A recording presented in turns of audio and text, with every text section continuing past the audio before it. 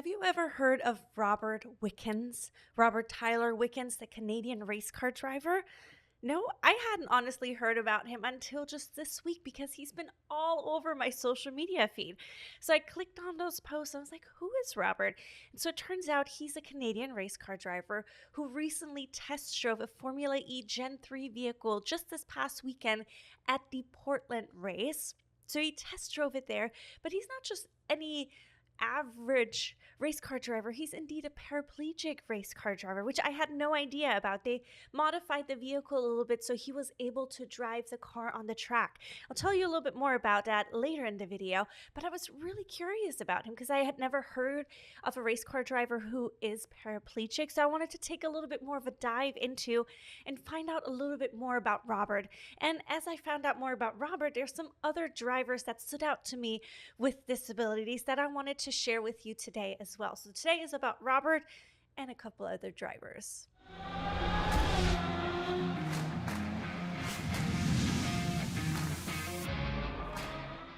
Hey folks, my name is Pia and thank you for tuning in to the Daily Racing Show here at RacePlazaMedia. As I mentioned, I want to talk to you about Robert Wickens today, but the best place to start is of course the beginning. So racing really started for Robert Wickens in 2001, and as most race car drivers, Robert also started with karting, and he pretty quickly got pretty successful. He won championships in 2002, 2003, and 2005, and then he started moving into single-seaters actually pretty quickly. He started off with the BMW US Championship, the Formula Racing Championship. He also did the Euro Cup. He did the Formula Renault, and then eventually he drove his way up to Formula 2. And in 2009, where he joined Formula 2, he had some really successful races. He did end up second in the overall championship, although he had to retire the vehicle 5 times during the season. So I think that's very impressive. But I mean, who am I to say? However, he was impressive enough to apparently have had a couple unofficial talks with some F1 teams. In 2011, he was indeed signed as a reserve driver for the Virgin Racing team, and at that 2011 Abu Dhabi Grand Prix, he was allowed to participate in one of the free practice sessions. Then in 2012, Mercedes announced that they started a Mercedes Junior team again for the DTM, the German Touring Car Championship, Deutsche Tourenwagen Championship, which is very famous because some other very big names have come through that junior team, including Heinz-Harald Frentzen and Michael Schumacher. And Michael Schumacher at that time was also going to be a mentor for those young drivers as part of the Mercedes Junior team. So Robert went from Formula Racing to DTM, and he stayed with DTM until his move to IndyCar. In June 2017, he joined the Schmidt-Peterson Motorsport team of IndyCar, replacing one of the drivers because that driver had in the previous week competed in Le Mans and wasn't able to make it back to the US in time for the race. So Robert stepped in, and in October 2017, it was officially announced that he will be joining Indy full-time in 2018. And on a tiny little tangent, I was watching an interview with him, and he was saying that his fiance at the time, now his wife, didn't know much about racing when they first got together. And then so when he was offered the IndyCar contract, she did a little bit of research online. And in 2017, there was a big accident. Dixon got into an accident, but he ended up walking away from the crash.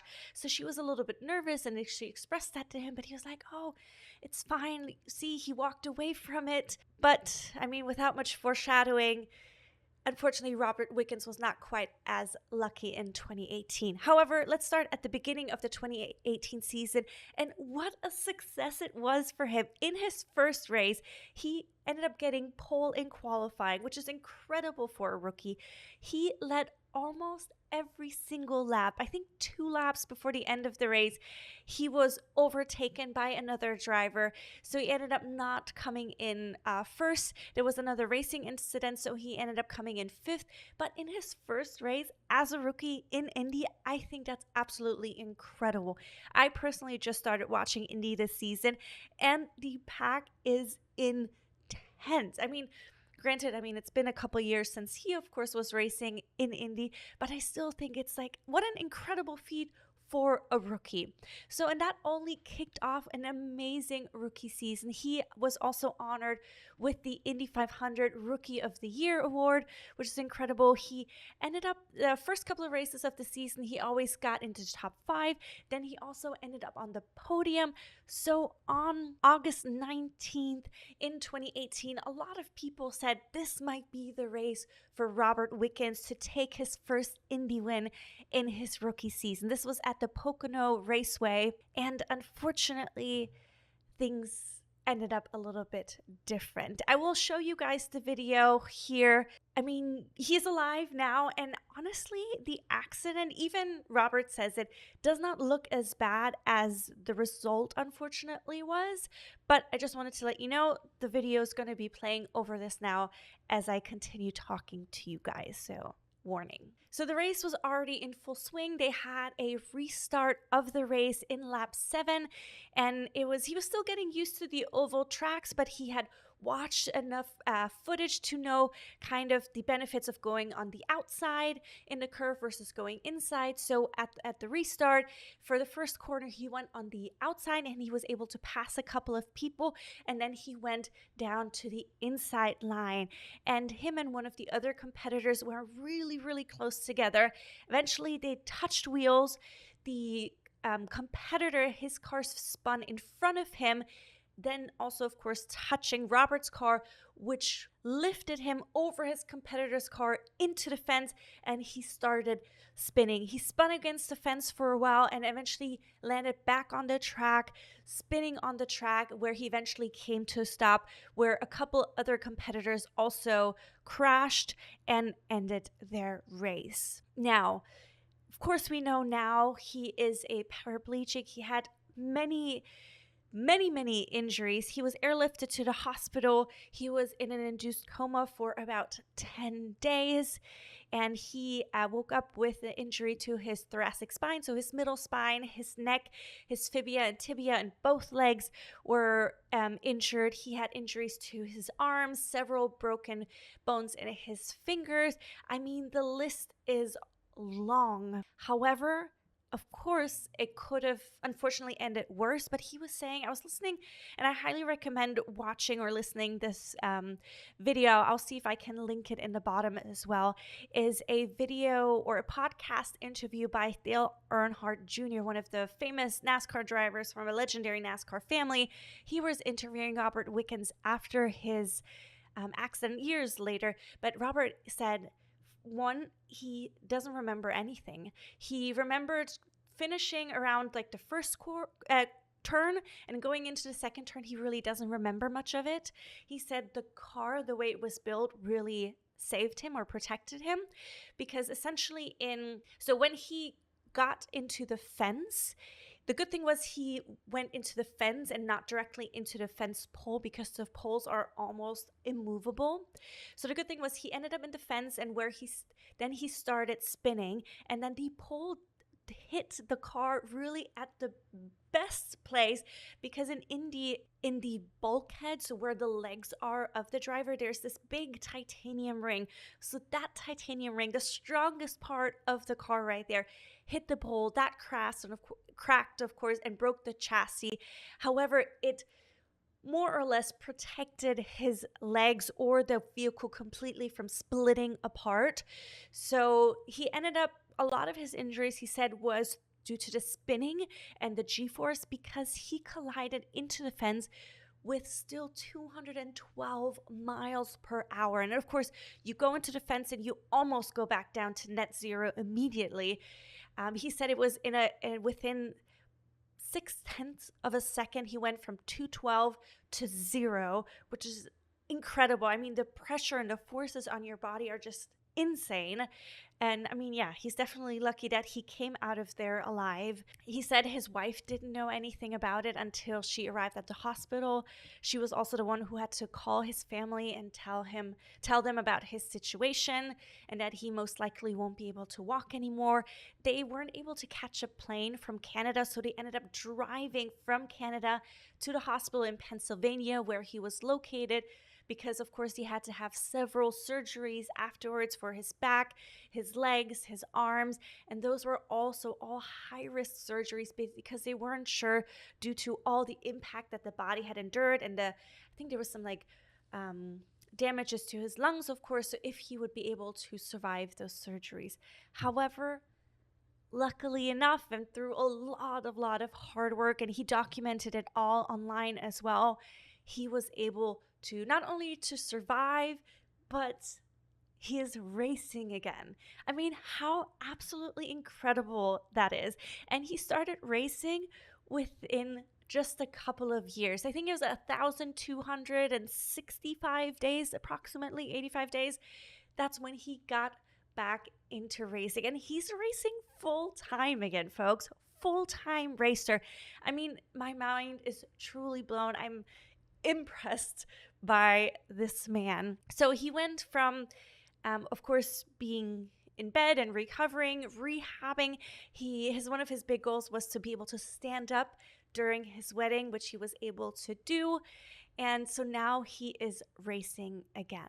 And not only is he racing, but he is indeed winning. So what he's doing now, he's part of the IMSA Michelin Pilot Challenge as part of the TCR class, so the touring car class. So he was invited to join the Brian Herta team, who had a Hyundai Elantra N vehicle already set up with a steering wheel so he can drive it with the throttle on the steering wheel. So they have basically, I watched a video, and I'll show you clips of it here as well, where so the throttle is on the bottom of the steering wheel. So you can use the throttle with your left or your right hand, depending on which corner or wherever you're turning. Then there's this big ring. That's the brake, so he can pull the ring so he can brake. On the seat right next to him, which is of course empty, there's an additional device to add pressure to his braking, because of course braking with your hands, there's a lot less pressure than if you would brake with your legs. So that's just to emphasize or to aid to his braking. So he joined again in 2022. And he did well that first season, and he even won his first race in that season. So in 2022 was the first time he has won a race since 2017. So only 4 years after his big crash. And then in 2023, he continued his racing as part of the TCR class in the IMSA Pilot or Michelin Pilot Championship. And that season in 2023, he actually won the Drivers' Championship at the very last race. He didn't win a single race that season, but he did well enough. He was consistent enough. Him and his teammate, they did so well that they ended up winning the 2023 Driver Championship of the TCR class. How incredible. So now, of course, he always said his eyes were set on joining Indy again. However, now after driving the Formula E car, he definitely has eyes for Formula E as well, because a lot of his previous colleagues are racing. I mean, the grid is packed in Formula E. I don't know if you've ever watched Formula E. I highly recommend it. But they're really great drivers in Formula E. And the Formula E car lends itself almost a little bit better than Indy to the modifications that need to be made for him to drive the car. So after his test drive this past weekend in Portland, he did say there's still some room for improvement. There needs to be some adjustments need to be made to the steering wheel, because in Portland, right at the beginning of the lap, there is the chicane, and he said he couldn't really get onto the throttle again until he was able to straighten out the steering wheel. So that, of course, takes away time and seconds, and that, of course, costs the championship and costs points. So there are some modifications that still need to be done to the steering wheel, but he's confident that he would be able to drive a Formula E car on the grid one day. And even the CEO from Formula E says that Formula E is meant to be really, really inclusive, and then he believes that Robert Wickens might be invited for a rookie test next season. As mentioned, I wanted to talk to you guys also about a couple other race car drivers with disabilities that have popped up during my research about Robert Wickens that I cannot omit to you, because I think they're absolutely incredible. So first of all, I want to talk to you guys briefly about Alexander Alex Zanardi. He was an Italian race car driver. He also competed in Formula One in 1991 through 1994, as well as 1999. Eventually, he moved on from Formula One and he went back to kart where he competed. And unfortunately, in 2001, he had a big crash where he lost both of his legs. However, that did not stop Alex, because only within 2 years he got back into racing, and that yet again very successfully. He ended up joining the European Touring Car Championship and then as also the World Touring Car Championship, scoring several wins during his career. However, he wasn't very happy with some of the handling of the vehicles, so he decided to become an Olympian. He started competing in hand cycling, a Paralympic competition, and he competed in 2 Olympics, in the London Olympics as well as in the Rio de Janeiro Olympics in Brazil, and he won medals both times. So after his amputation, he was a Paralympian.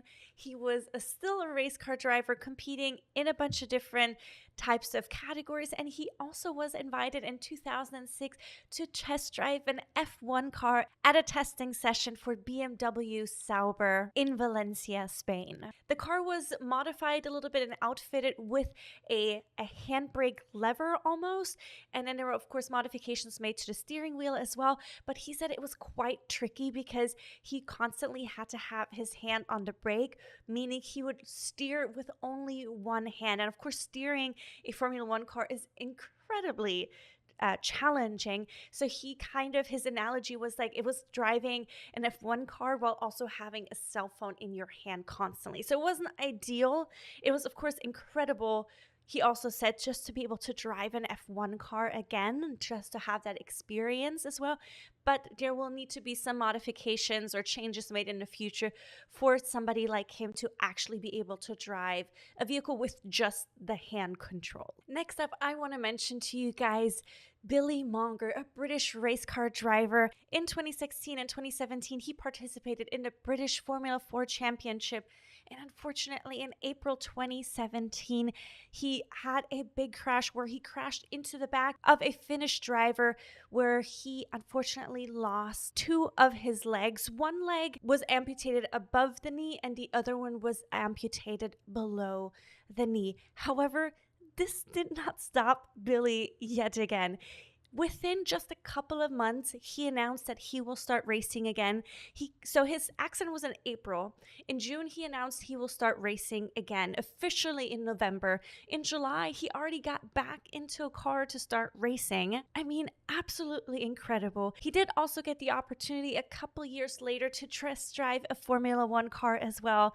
Nowadays, he's mostly a commentator and a pundit for Channel 4 F1, as well as for the Paralympics. Then in 2020, he was supposed to be a part of a very special team at Le Mans.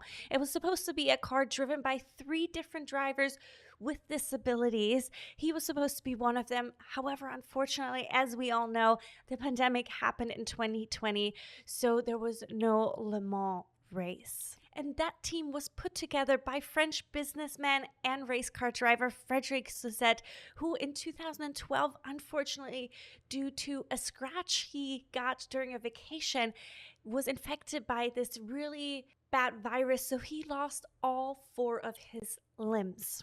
However, he also, as all the other gentlemen I've mentioned previously, didn't give up, and he brought a lot of attention to drivers with disabilities, giving them a platform and opportunity to race. So 2020 was supposed to be the year where they were going to have the 56 car undergrid, which is usually reserved for technological advances.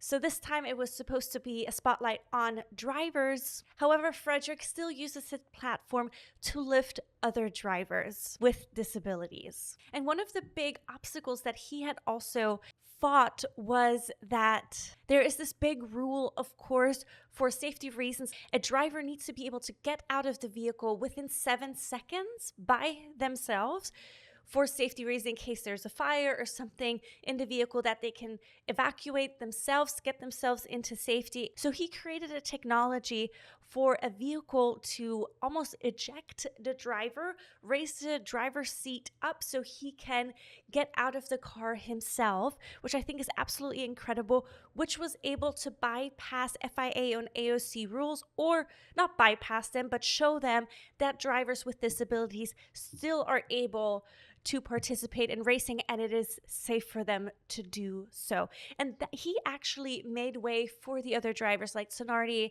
as well as Billy Monger, to participate in F1, because that was one of the rules that had to be changed for all of them to be able to participate. And I'm sure there's many other exceptional drivers out there, great drivers with disabilities out there that I didn't mention in this video, but at least I wanted to highlight all of these gentlemen because I think it's truly incredible, impressive, and also admirable what they do, and they can inspire everybody. They've definitely inspired me. So thank you for them for being an inspiration. I'm going to definitely keep watching Robert Wickens. I hope he gets to be on the grid for Formula E. I would love to see him there.